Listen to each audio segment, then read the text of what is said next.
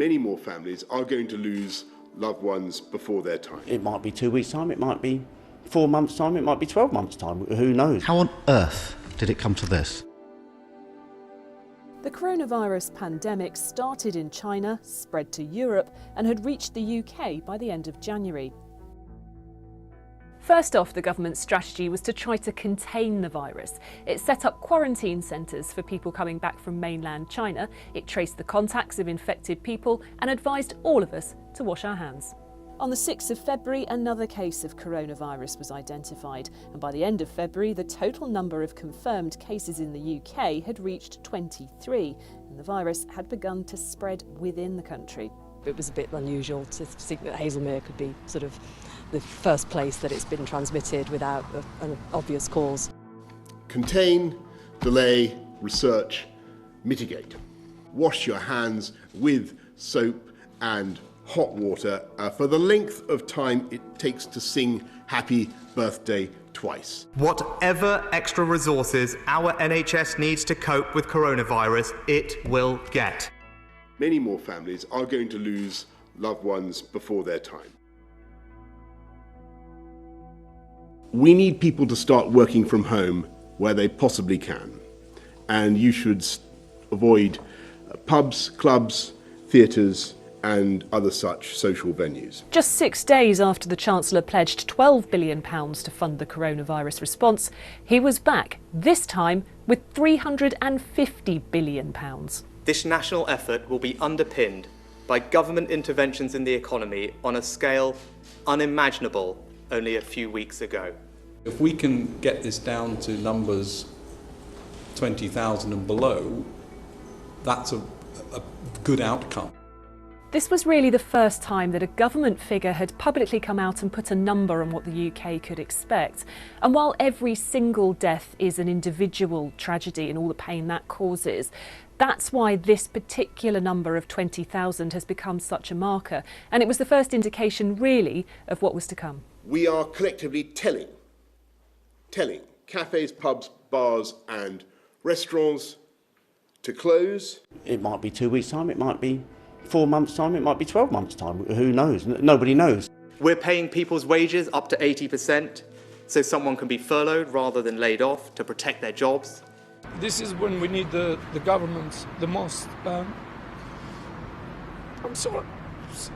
I urge you, at this moment of national emergency, to stay at home, protect our NHS and save lives.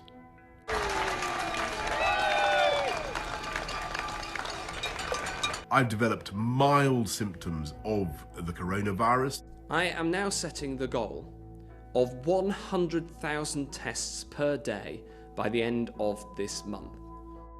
The 100,000 number itself wasn't picked by scientists, it was a political target set by the Health Secretary to try to kickstart a big expansion in testing, and that became important later.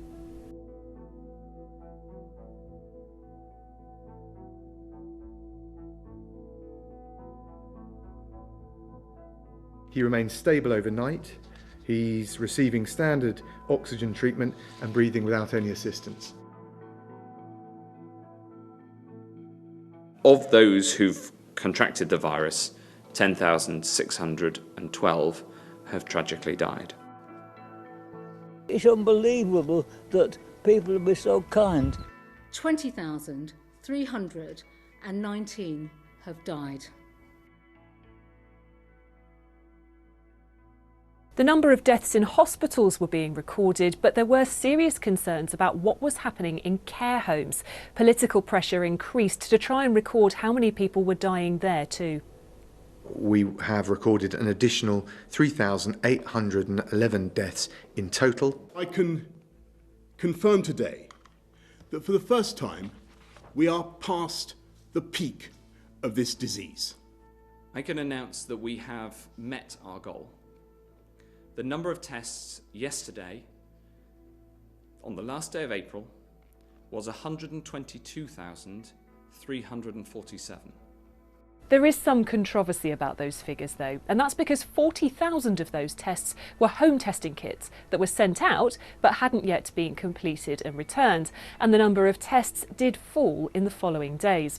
But it did unquestionably mark a big expansion in the UK's ability to test, and pretty much everyone agrees that that is going to be crucial in moving the country out of lockdown measures.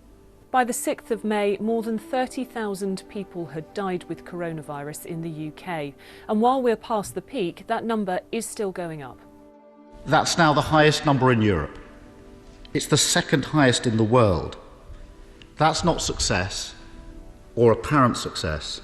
So can the Prime Minister tell us, how on earth did it come to this? What I can tell him is that at every stage as we took the decisions that we did, we were governed by one overriding principle and aim, and that was to save lives and to protect our NHS. One issue that has kept coming up is the supply of personal protective equipment to frontline workers. Now, the government says it's put more than 1 billion bits of kit into the system, and there is a global supply issue. But doctors, nurses and care workers say there still isn't enough. PPE is going to be vital as lockdown restrictions ease.